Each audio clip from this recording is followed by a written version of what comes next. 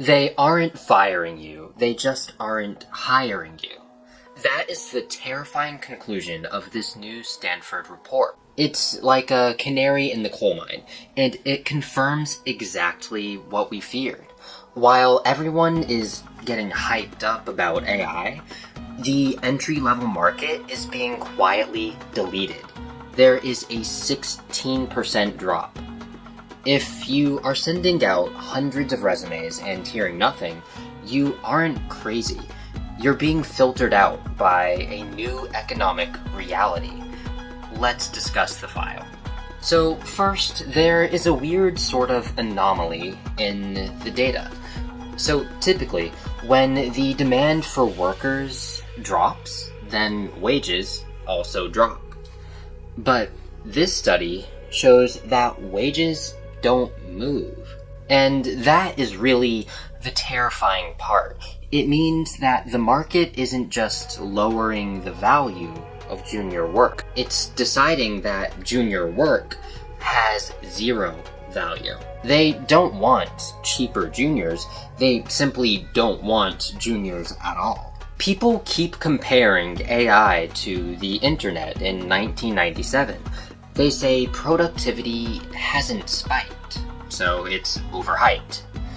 But this is not the internet. This is the Industrial Revolution. When electricity first replaced steam, productivity didn't go up for decades. Why?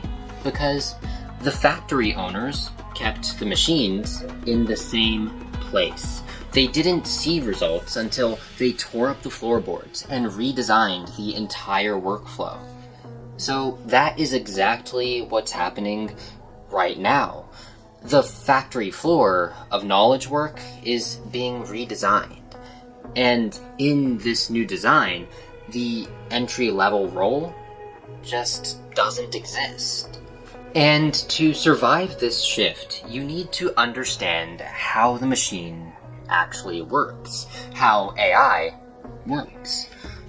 Most treat AI like a ghost in the machine, or treat it as if it truly thinks. Fortunately, it doesn't. AI is computational statistics. It's a prediction engine. It is literally just predicting the next word, pixel, or line of code. This is something that requires zero judgment. But what is judgment, and why does it matter in this context? Well, in this context, judgment can mean a few different things. In one way, judgment can be seen as wanting or desire. AI doesn't want anything. It has no goals. It has no taste. It can't really weigh trade-offs. A human has to decide what to build and why it matters. That is the shift. Humans will always be the ones to decide what they want and why it matters, which is something that AI can never really replace. So this means that the economy is moving from paying for prediction to paying even more for judgment or decisions. This is, on some level, something that has always been done. That's why a judge always has been paid more than your average person. So that means if your job is very predictive or requires just predicting the next step, then yes, you are at risk of being removed. And as with any major shift in the job market, this means that for us to adapt, our education has to pivot. So in addition to asking ourselves, how do I do this, or the skill, we need to start asking, why are we doing this? Why does it matter?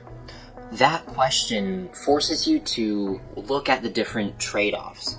Why forces you to simulate the outcome. That requires judgment. That requires a skill that AI can't yet develop. And don't necessarily think that you're safe simply because you work with your hands. The penny drop moment is coming for the physical world too.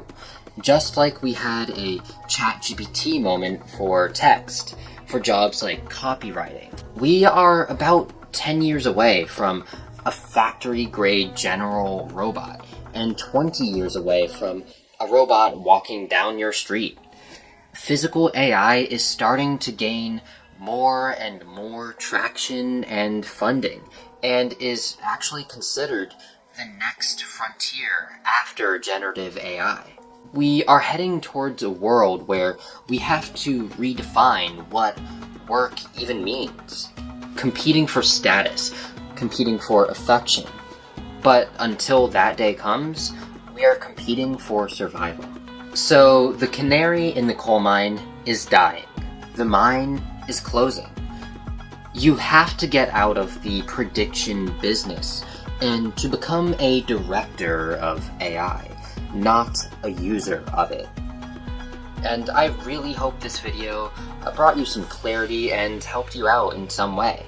If you enjoyed this or you got something valuable from it, please be sure to like and subscribe for more content just like this and to help support me and motivate me to make more videos. And if you are also curious about the ways that AI is being used for evil, go ahead and check out this video for information on how hackers are currently using AI to threaten your security. That's all for today. Hope you enjoyed, and I'll see you in the next one.